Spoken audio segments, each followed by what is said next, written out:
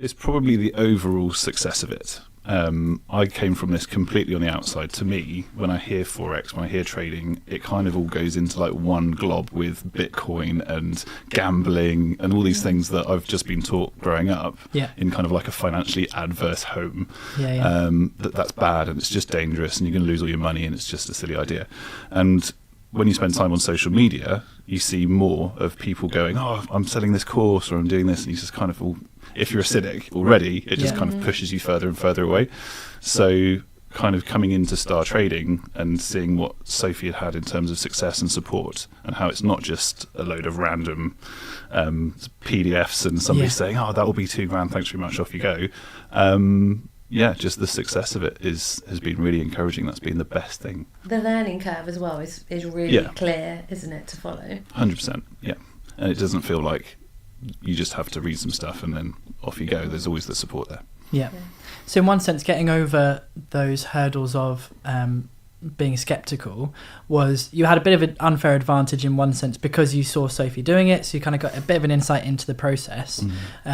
But when you then went on Forex and 5, what kind of changed for you then as well doing Forex and 5 that made you think, actually, this is something I want to do? It was the community. It was the idea that there's a community behind it as well. You're not just sat on your own scrolling through charts wondering if this is right. It's the regular check-ins. It was the structure that's there as well, and just the friendliness of it all. Everybody that came in, that was part of the team, and the testimonials that were from people that were already going through the mentoring, it was just really encouraging. It just seemed like a really trustworthy and friendly place to be. Yeah. Which is what we work hard to create. There you go. I say we work hard. Everyone's just lovely. Everyone's just nice. Yeah. What challenges have you had in your learning and your training?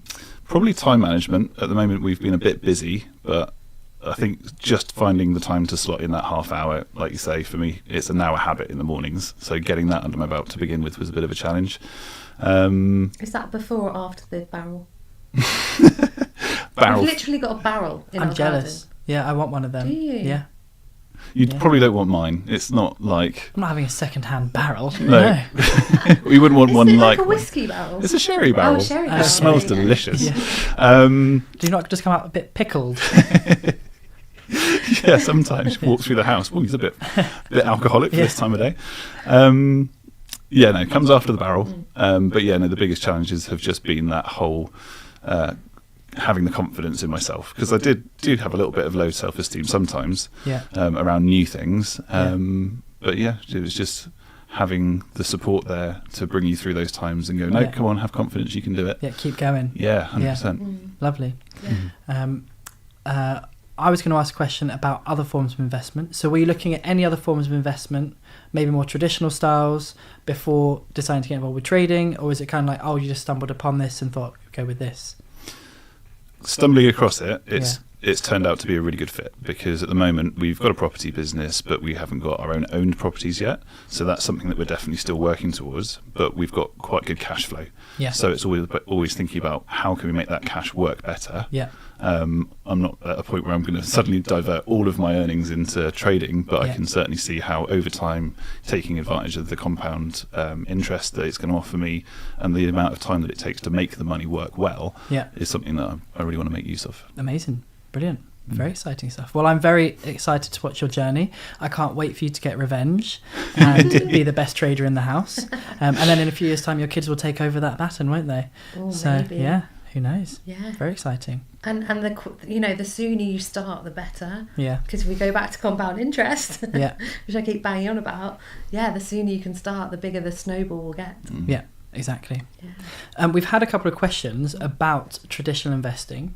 One of them was a bit of an aggressive question, but I love the question because it just comes from a place of, I don't understand. So I'm trying to understand, but you're kind of blowing my worldview here. So now I've got questions and I feel like maybe there's a different way of doing things. So the question was, how can Star Trading teach people to outperform hedge funds and banks? Is basically a question. Like if hedge funds are only making 10 or 15% per year, how are we then able to say you can then do this. And there's a few ways to answer that question. I'm a big fan of the phrase, you can cut the onion in many different ways, or cut the cake. What does that mean? Cut the onion in different ways? You can go that way, you can go that way, you can go that way. There's just so many ways to... Is it cut the Is it cake? instead of skinning cats? Yeah. It's a more vegan-friendly version of that. Yeah, it's a vegan-friendly version, yeah.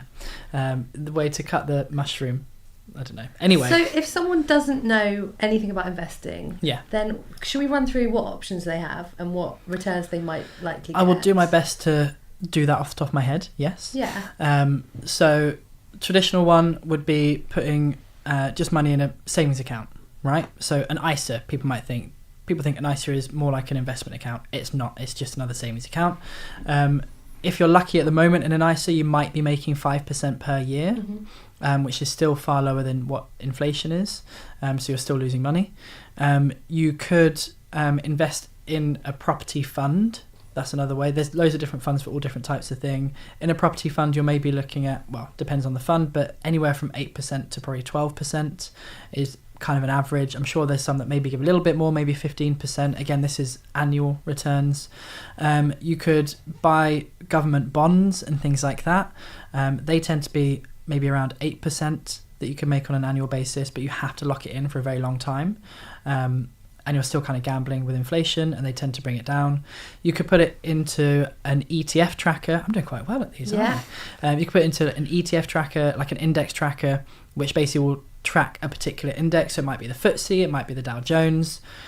Now, the numbers on this are very questionable, but they say on average, over a long period of time, you might make 10% per year. Great. You do have to pay tax on that as well, unless it's in an ISA or a self-invested pension pot thing. But generally you'd have to pay tax on that. And you'd have to go through someone like Hargreaves and Lansdowne, probably a good one to go to do something like that. But then they'll take their commission and they'll take their fee and everything like that. If you're doing it through a financial agent broker, then they'll also take their commission. So then you're losing fees, you're losing percent there. And if it underperforms, but it underperforms less than other people have underperformed, then they'll still charge you a management fee. Even though you've lost money, they'll charge you on that loss as well. So these are kind of like the main things that people use. They always forget about the hidden fees that are involved.